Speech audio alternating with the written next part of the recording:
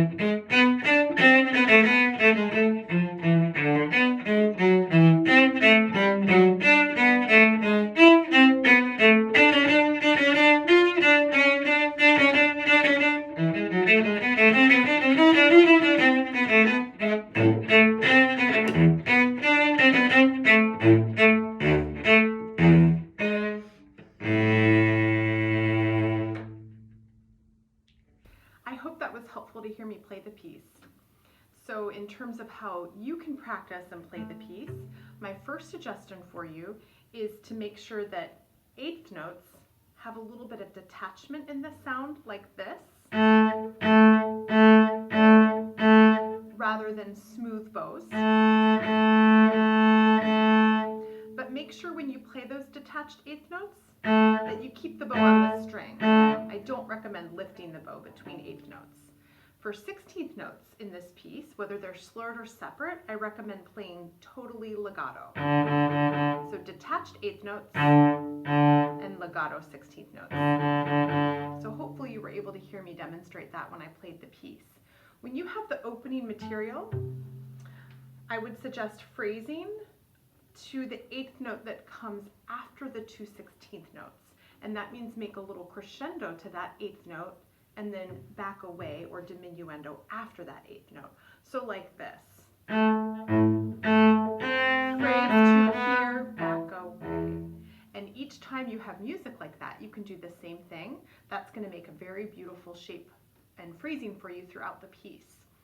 The next thing is when you have a music that is a sequence, so that means material or a group of notes that repeat, and they repeat at higher and higher or lower and lower pitch intervals. I would recommend for sequences that go up that we start softer and get louder. So for example, 5 measures before the repeat sign, we can start a little quieter. And each time we play the music again higher, play a little louder.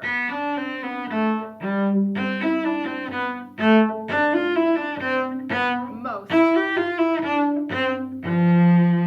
And I'm doing that primarily by using less bow to play quieter and more bow to play louder. And you would do the opposite if you had a descending sequence, one where the notes get lower. Another thing that you can think about to make this piece more musical is when you repeat the exact same thing twice. For example, like this.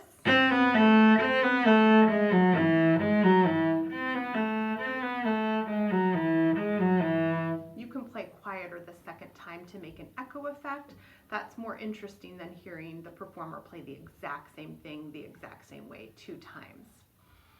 So the next thing I'm going to do is talk you through all the tenor clef or high passages in this piece.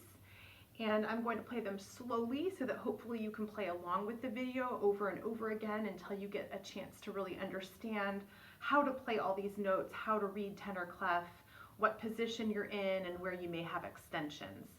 So in order to do that, I think it's important for you to understand if I say backwards extension, I simply mean that your first finger is going to stretch back to be a whole step away or lower than your second finger. Nothing else is going to move. If I say forward extension, that means that your first finger is going to stay put and everybody else, thumb, 2, 3, and 4, are all going to drop towards the bridge a half step lower. And in order to make that drop happen, it's important for your first finger to go straighter, to pivot and go straighter to allow that forward extension to happen. So this is a forward extension and this is a backward extension. I'm going to try to teach you to play mostly backwards extensions because that's easier, but there may be a few times when we need a forward extension. Okay, so I'll talk you through these passages. To start with, we're going to start about 5 measures before the first repeat sign, and I'm just going to play really slowly. So we're going to start in first position.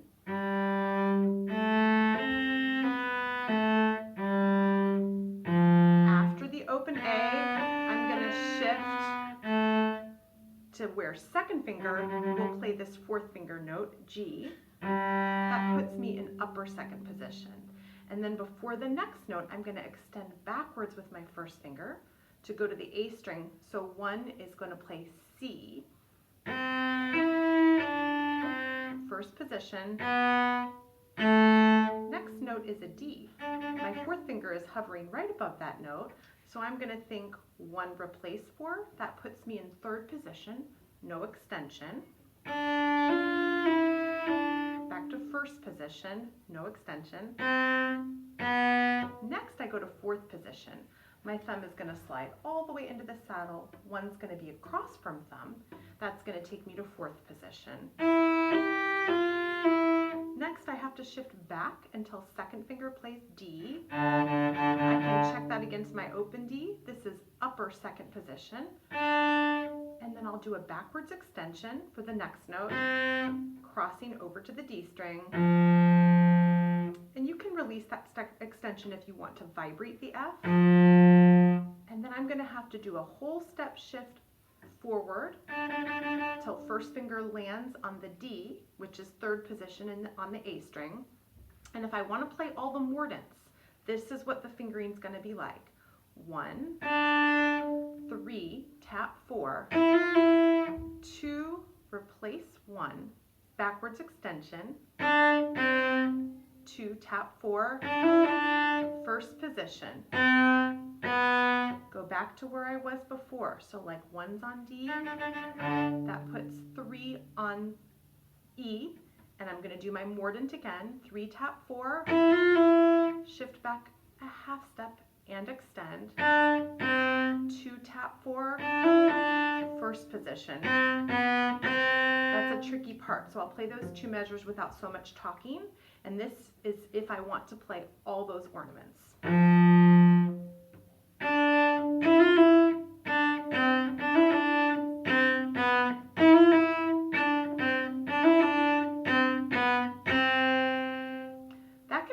Tricky to play at tempo, so if you're not comfortable with all of that, I would just drop the mordents, and then you can do a simpler fingering like this. 1, extension, 2, first position, 4 on E with extension, and that was a backward extension, by the way. That's all I did was stretch back for my C. Okay, now I'm just going to play slowly, starting at the beginning of the next page. 1 is on C, and I have to play, I drop into a forward extension, so I can stretch from a high C to a low C. Okay, I'm going to play that, and I'm going to keep going because we have a lot of tenor clef coming up.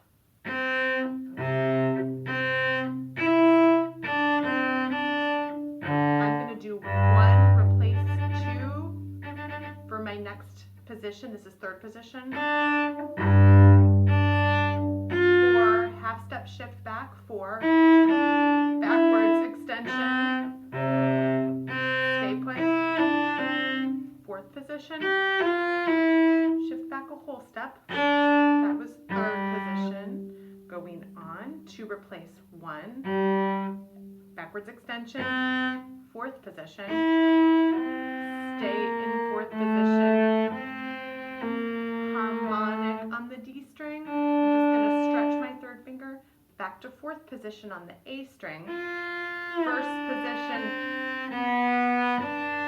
back to fourth position, and now here is second position, that's upper second position, 2 on D, with a backwards extension, keep that hand shape, fourth position, A harmonic,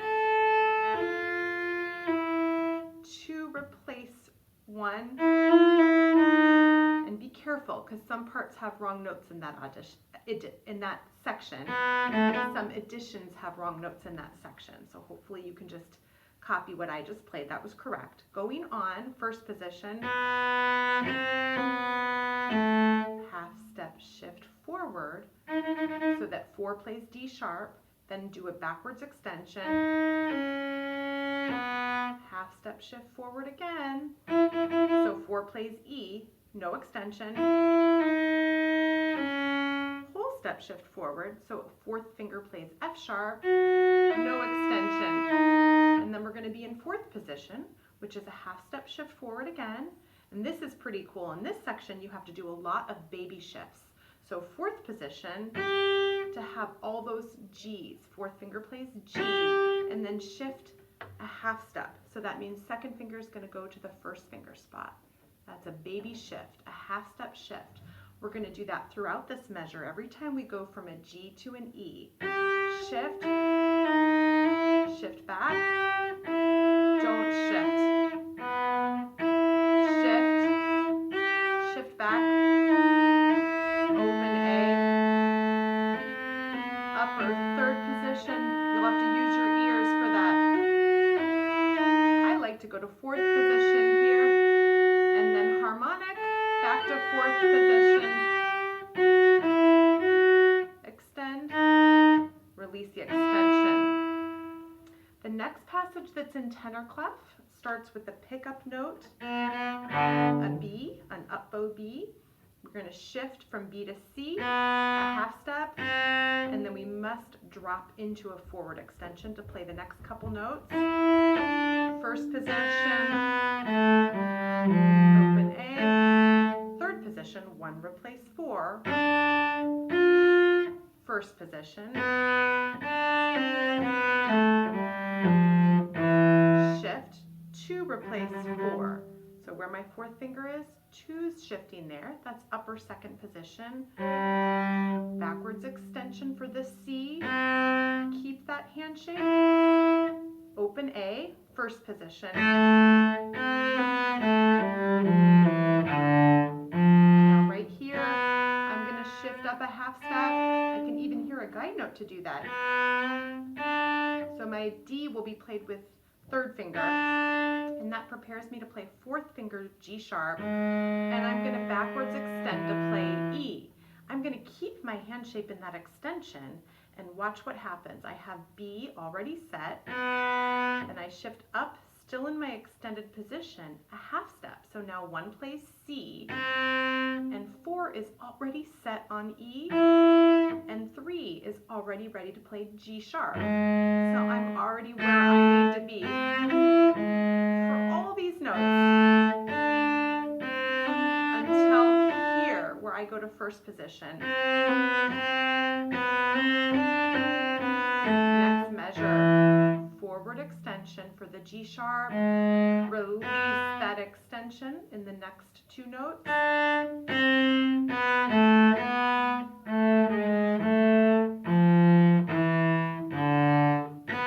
Here's another forward extension, release that extension. Now you're going to have to shift shift up a whole step to upper second position, third finger's on G sharp, and then cross over, first position, to replace 4, that's on my D. Now this fingering you have to watch carefully. There's a shift right here that allows me to play F with 4, half step shift back, stay put, first position, forward extension. Release the extension, shift to third position, forward extension. And hopefully you can see when I say forward extension, I'm always pivoting and straightening my first finger while dropping thumb and 2, 3, 4, a half step towards the fingerboard. That helps me play G sharp in tune. And then to the end of the piece, it's bass clef and there aren't any tricky finger patterns. So hopefully those tips are going to help you to best practice this piece, and I wish you luck preparing and performing your audition.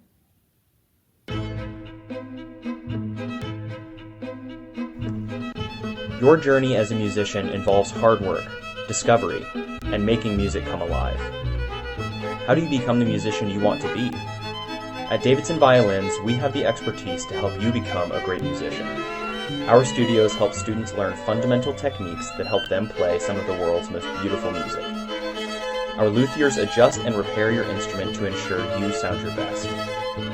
Great instruments, bows, and a wide selection of strings allow you to be at your very best in auditions, orchestras, and your personal enjoyment. Come explore the world of string instruments with our staff of professional teachers, luthiers, and players. Visit us at 102A South Main Street in Davidson, North Carolina, or online at davidsonviolins.com. Davidson Violins is here to help you sound your best.